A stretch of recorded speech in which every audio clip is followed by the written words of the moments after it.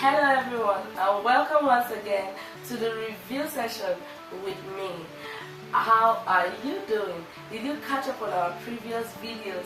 Have you watched chapter 6? Did you analyze yourself? Did you assess yourself? Did you find out from your friends and family if they too see you in the same way you see yourself? Okay, so here we are reading chapter 7 of the book Why You Act the Way You Do by Tim LaHaye. And once again, I'm here to give you 5 things from this chapter. Are we good to go? Alright, come join me. Number 1, temperament has been in existence long before we heard of the word temperament. Yes, you heard that right. Temperament is not a new concept. What are we trying to say? Research has been carried out regularly concerning human behavior, as people tend, or psychologists tend to want to understand human behavior. Number 2, the different behavioral styles, which we now call temperament, affects the way people carry out their jobs. True. The way a choleric would do something will be different from the way a phlegmatic would do that same thing. This also applies to your children.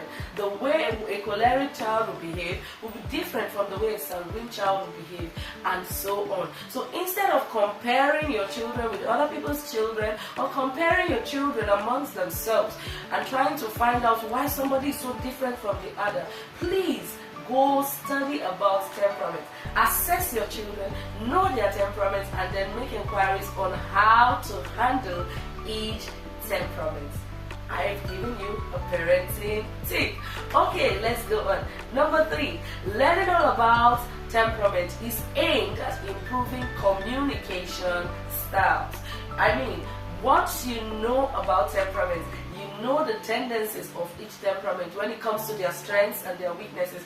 It will help you streamline your communication to each and every temperament. So the way you'll be communicating with a choleric will be different from the way you will communicate with a melancholy, and so on. So basically, we're learning about temperaments to also help us learn how to communicate effectively.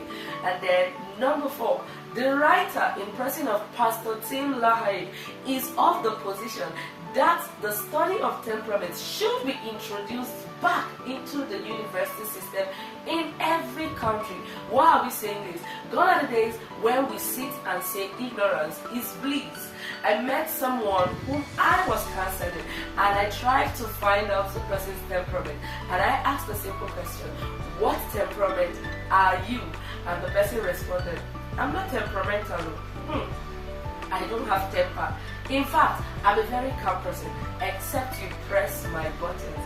And I almost busted out in laughter. In fact, I had to engage a high level of self-restraint in order not to laugh in the face of that person, because I knew that person was totally and completely ignorant. But being ignorant is not an excuse. So I agree with the writer.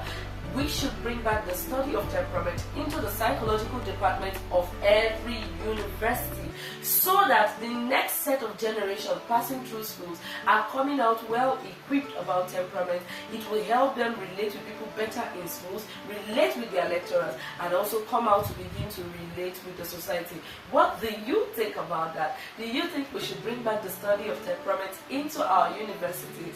And then finally, number 5, he also says that we should match employee job to their strengths and weaknesses. I also agree with that, because when you match my job with my strengths and my weaknesses, maximizing mainly on my strengths, you will get to have a high level of productivity, hence leading to more profits. But once you fix me in a place which is not my strength, my weaknesses will begin to show so much, and it will look as if I'm lazy. It will look as if I'm not cut out for that job. We are not saying people cannot improve themselves, but we can also help people by emphasizing on their strengths while they work on their weaknesses. So match employee jobs to their strengths and their weaknesses. Did you enjoy this short review? If you did, then you will quickly go to our YouTube channel and watch the full review podcast on chapter 7. Thank you for staying with me throughout throughout the session. I hope it was educating. Please don't forget to subscribe to the channel to have a huge free watching, and please hit the like button, share, follow, subscribe. Invite a lot of people to come join us while we cultivate the reading culture once again in our society. Thank you, and God bless you.